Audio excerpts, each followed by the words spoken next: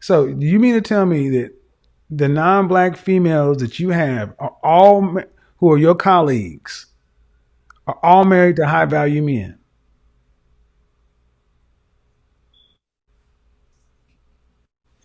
No, No, actually, I agree no, with they're you. married to average guys, and they bring their average guys. See, black women. Let's just get it. Black women want their partners to. Y'all pick. Y'all think y'all pick men like you're a man. Y'all want men to be socioeconomically attractive and physically attractive. When you see non-black women who are your colleagues who have husbands who are blue collar, who are just the Cro-Magnon caveman that you're talking about, but and they'll accept him and love his dad bod and balding. But black women, you look at that man as he's beneath you. Mm,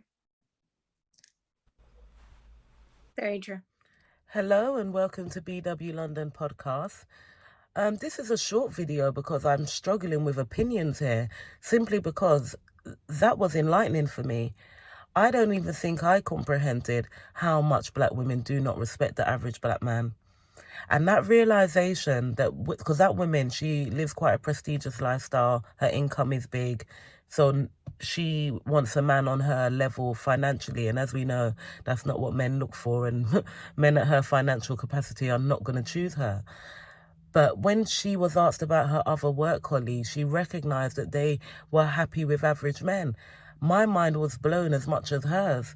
So the reason I'm saying I don't have much of an opinion is because since watching that, all I keep saying to myself is, why are we so affected by the feminist movement? Why did it take us to the point where government, welfare, and so on replace the man to the degree that we don't even respect our men? Is it the poverty line? Is it because we were the black women at the bottom of the barrel, so that's why the feminist movement affected us more? That doesn't seem like a reason to me. I can't comprehend it. Maybe it's because the black male image has been tarnished with so much. Most black women are definitely attracted to men that are, hard to reach, hard to reach, certain lifestyles that are either illegal, the bad man, the rapper star, all of that black women are attracted to. And that has been really pushed. That gender has been pushed. But I'm still surprised at how influenced we are by it. I tell you what, all of those programs and Real Housewives of Atlanta and stuff, because I don't really take on TV and popular culture, so I bumped into that stuff a decade later. It was celebrating 10 years, I think, at the time, and I'd never seen any of the shows. And I remember I was saying to people, and people just weren't understanding me, especially my cousin and stuff. I was saying this whole weave and the long nails and this whole look and the flicking the hair and stuff, it was new to me. But because these shows had so much long history, 10 years, I was like, maybe it looked so shocking because I'm watching it all at one time, because it looked crazy. It looked like they all look like transvestites to me. I'll be frank. And I was like, when did this become fashionable?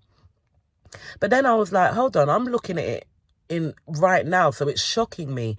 But when I was watching highlights of the show, I thought it was a development before the women even got to that look. So people were taken in slowly until we got to this really transvestite look. All this um, butt lifty, big breasty, long weavy, long. Now it's disgusting. It doesn't look good.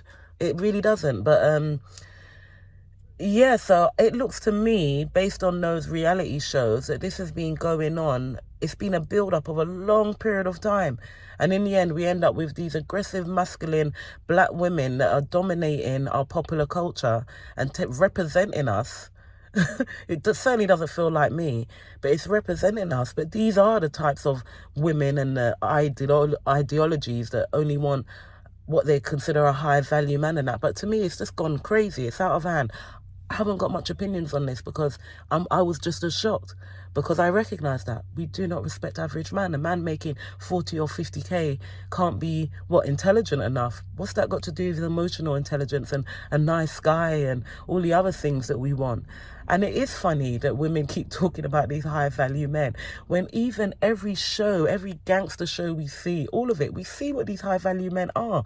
They are so into their work. You are really third or fourth on their list. They have other women all the time, and your role in that house is so, to me, it's a very cold role.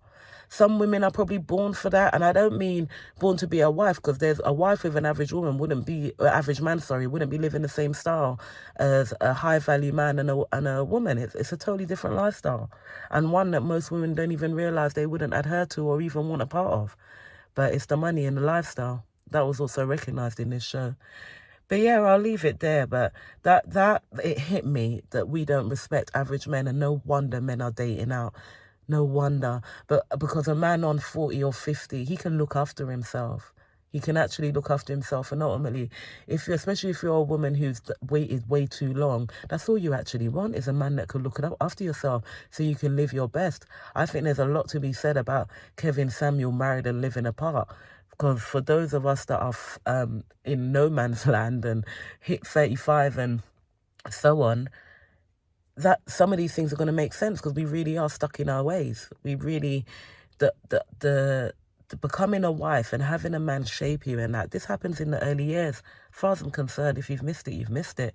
After that, it's about making deals and compromising, and I'm really happy for that reality, and I'm really happy for the SMV reality, because I think that's been the biggest shocker to women. That one's been the hardest to comprehend.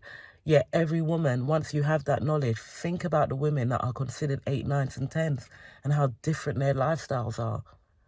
That one has been a shocker for women. You have to remember, women have been told their entire life, some of us, that we're queens, we're 10 out of 10s, no matter what we do, we don't have to be accountable, we carry the babies, we are wonderful.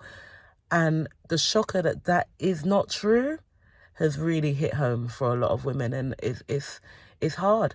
I speak to a lot of women, and it feels bad to not tell the truth. I've got a cousin who has 2 baby fathers. She's 33 years old. She's seriously obese, and she's still waiting for Prince Charming, and she means it. She means it from her heart that this rich guy, dressed nice, really fit, is coming along. So recently I've been schooling her differently, and she's been quite open to it, and I've seen her heart breaking, but I'm like, do you know what? This has to be said. I cannot sit in front of a woman anymore talking that rubbish. You have to break it to them, whether it be gently, harshly. I go for gently, but it's a message that many black women need to learn. I just pray the generations below are far more sensible. All right, well, thanks for listening. Bye.